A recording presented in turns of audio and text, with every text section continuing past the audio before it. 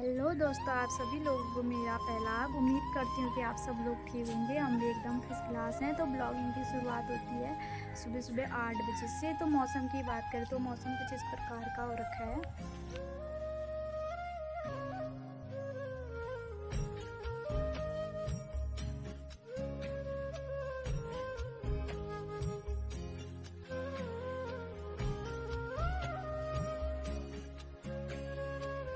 नहा धोने के बाद अब नाश्ता करने की बारी है। अब जाती हूँ मैं नाश्ता करने के लिए। के बाद गैस मुझे जाना पड़ा दर्शन को छोड़ने के लिए उसके कोचिंग, क्योंकि उसको काफ़ी लेट हो गया था और सुबह सुबह देख सकते हो पूरी रोड खाली थी।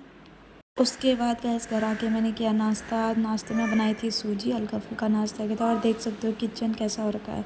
फिर उसके बाद मैं लग गई किचन की सफाई करने में फटाफट। मैंने सोचा फटाफट पहले किचन साफ़ कर देती हूँ, उसके बाद और काम होते रहेगा। और चाची बर्तन धो रही थी, मैंने किचन साफ़ किया।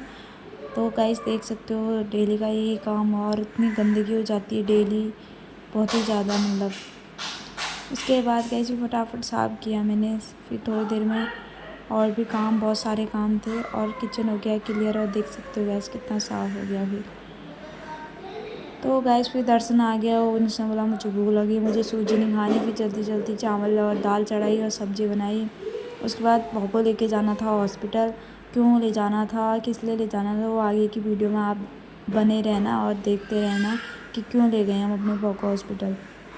उसके बाद कैसे स्कूटी में ऐसे बैठा था जैसे कि मतलब इसको इतना मज़ा आ रहा था गाड़ी में बैठने में।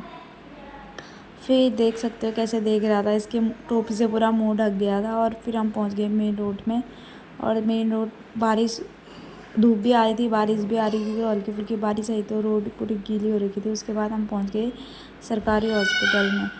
तो गैस उसके बाद पापा भी आ गए थे। तो गैस हम इसको क्यों हॉस्पिटल ले गए थे आप सभी को बताऊं तो इसको लगना था 10 मंथ का टीका, तो तब हम इसको हॉस्पिटल ले गए थे।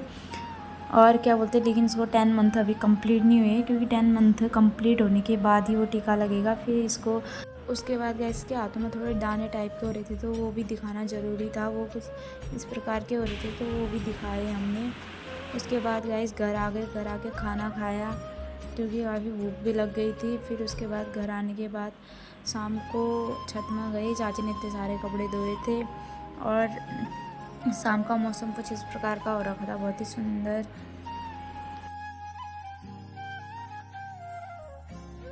और गाइस देख सकते हो खेत में अभी भी पानी ऐसे रुका ही हुआ है। धूप आए हुए कम से कम 2 3 4 दिन से ज़्यादा हो गए, लेकिन ये पानी फिर भी नहीं सूखता है, इतना पानी अटक रखा है इसमें। उसके बाद फिर मैंने सोचा कि थोड़ी देर घूम के आते हैं घर के बाहर की तरफ को। फिर मैं चाची लोगों के वहाँ की तरफ को चले गए, और चाची ने इतने सारे कपड़े धो रखे थे। उसके बाद गैस मैं चले जाती हूँ चाचा लोगों के वहाँ अपने बगल में। उनके वहाँ लग रही थी टाइल्स, तो उनके 2 मंजिले में टाइल लग रही थी, और उनके ऊपर वाली छत से पूरी खटीमा दिखती है। देख सकते हो आप सभी लोग कितनी सुंदर लग रही है। और सामने हमारा घर कितना छोटा सा लग रहा है। तो गैस उसके बाद यहाँ पे बैठी थी इम्मू। इम्मू अपनी दोस्त को देखती थी उधर।